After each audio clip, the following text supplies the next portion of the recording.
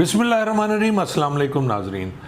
बिलाखिर हुकूमत पाकिस्तान ने हथियार डाले और वज़ीर दाखिला साहब राना सनाउल्लाह साहब को तरस आ गया जी सहाफ़ी अरशद शरीफ की वालदा पर। और वो जो पोस्टमार्टम रिपोर्ट जिसके लिए वो कभी अदालतों में जाती थी, कभी पुलिस के पास जाती थी, कभी फिर हॉस्पिटल में आती थी पिम्स में, और उसके बाद वो उन्हें नहीं दी जा रही थी। वो डेथ सर्टिफिकेट भी मांगती थी।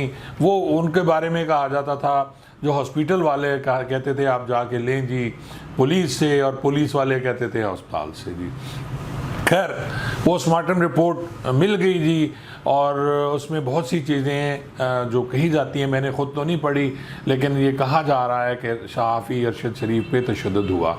अब इसी तरह का जो काम किया नाज़रीन, आपको याद होगा जो आईजी पंजाब थे फैसल शाहकार साहब, उन्होंने भी जो इमरान खान के कंटेनर पे हमला हुआ था, फायरिंग हुई थी, और उसकी एफआईआर उन्होंने 5 दिन के बाद दर्ज की, और वो पुलिस की मुद्दत में दर्ज की। ओ भाई, मैं कहता हूँ अगर आपने ऐसे काम करने होते हैं तो शुरू ही में कर लें। आप इतना ज़लीलो ख़ार होने के बाद इस टाइप के काम करते हैं, और करते भी हैं फिर, या तो फिर आपने एफआईआर देनी नहीं थी। अगर इसी टाइप का मशवरा कोई समझदार पुलिस ऑफिसर इनके पास होता तो वो उन्हें दे देता कि जी आपने अगर पुलिस को मुद्दई बनाना है तो आप फौरी तौर पे खुद ही मुद्दई बन जाते, आप जैसा इन्होंने अब किया है। लेकिन 5 दिन में ज़िल्लत और रुसवाई अपने खाते में डालकर फिर आखिर वो छोड़ के चले गए, छुट्टी पे चले गए उम्रे के लिए जी। अब हम आ जाते हैं नाजरीन, जो पोस्टमार्टम रिपोर्ट है उस पर आ जाते हैं। अब 2 पोस्टमार्टम रिपोर्ट्स हैं। बीइंग ए पुलिस ऑफिसर, मैं आपको बताऊं कि जब मेरी पोस्टिंग बतौर SHO सिटी खानपुर थाना है जी रहीम यार खां का, वहाँ थी तो एक डॉक्टर साहब हुआ करते थे। वो जैसे कोई मर्डर की बॉडी हम लेके जाते थे तो डॉक्टर साहब मुझे भी बुला लिया करते कि खान साहब अंदर आ जाएं, और उसको लिटाने के बाद उसकी जो ज़रबात हैं, एक एक वुंड जो उसका है वो डॉक्टर साहब मुझे नोट करके बताते थे, और मैं उसी तरह वो जो नक्शा सूरत हाल में एक जगह होती है जो ज़रबात के लिए होती है उसमें मैं लिखा करता था। मसलन अगर गोली की ज़रब है, बुलेट है, तो वो कहाँ से लगी और उसका एग्ज़िट कहाँ से हुआ, और अगर किसी और तेज़धार आले से मौत हुई है तो उसका निशान कितना है, कितने सेंटीमीटर है, तो वो बाकायदा नाप के उसमें हम लिखा करते थे। और बाद में जब एविडेंस होती थी अदालत में तो वो मेरे लिए बड़ी मददगार होती थी, जो आजकल के दौर में कोई पुलिस वाला नहीं करता। वो ऊपर से ही लिख देते हैं, और बाद में जब अदालत में जाते हैं या डॉक्टर्स आते हैं तो उन्हें ये नहीं पता होता कि कौन सी ज़रब कहाँ लगी हुई थी। अब मैं जो आपसे आज की इस व्लॉग में नाजरीन अर्ज़ करना चाह रहा हूँ वो ये है कि 2 किस्म की ज़रबात होती हैं जी।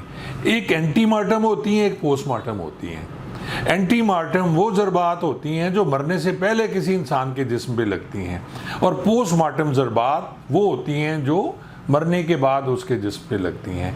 मैं आपको इस तरह समझा देता हूँ कि अगर मरने से पहले किसी को कोई चोट लगती है तो उसमें ब्लड निकलेगा, और उसका जो बिल्कुल वो अलहदा होगा, लेकिन मरने के बाद अगर वो ज़रब लगती है, उसको काटा जाता है तो उसमें से ब्लड ज़हर है नहीं निकलता।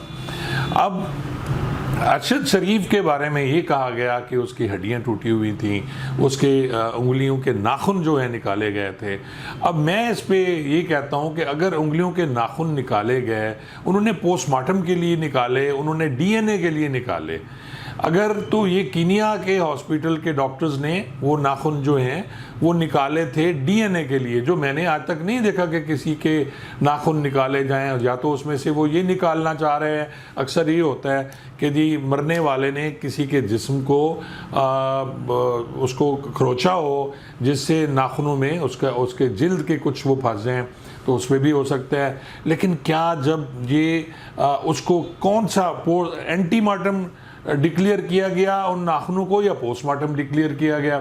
और जब यही पोस्टमार्टम फिर इस्लामाबाद में होता है पिम्स हॉस्पिटल में, तो क्या डॉक्टर साहब ने उसमें, डॉक्टर जो 8 लोगों का बोर्ड था बाकायदा, उन्होंने लिखा कि ये जो नाखून खींचे गए थे ये एंटीमार्टम थे या पोस्टमार्टम थे?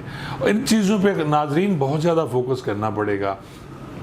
फिर जो गोली का मैं आपको बताता हूँ, जब बुलेट लगती है, जो करीब से लगती है उस पर बर्निंग के निशान होते हैं, यानी जलने के निशान। जो करीब से फायर होता है उस पर जलने के निशान होते हैं, और जो दूर से फायर होता है उस पर बर्निंग नहीं होती, ना ही उस पर बारूद के ज़रात पाए जाते हैं।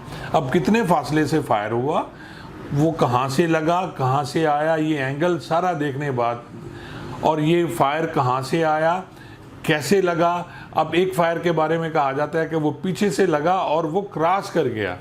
क्या उस वेपन जो जिससे वो फायर किया गया वो कौन से एमएम का था, और क्या उसमें इतनी ताकत थी कि उसने पीछे से गाड़ी का शीशा तोड़ा और उसके बाद उनके जो सीट पे बैठे हुए थे सीट को क्रॉस किया। सीट को क्रॉस करने के बाद उनकी पूंछ से निकल के वो सीने से निकलता हुआ फायर कहाँ जाके लगा, क्या गाड़ी में उसका निशान था, और वो फायर जो उनके सर में लगा दाईं जानिब से या बाईं जानिब से, जो भी एंगल है मुझे नहीं पता, क्या उसका एंगल जो बनता है वो क्या है, और वो कैसे उसने खोपड़ी तोड़ दी।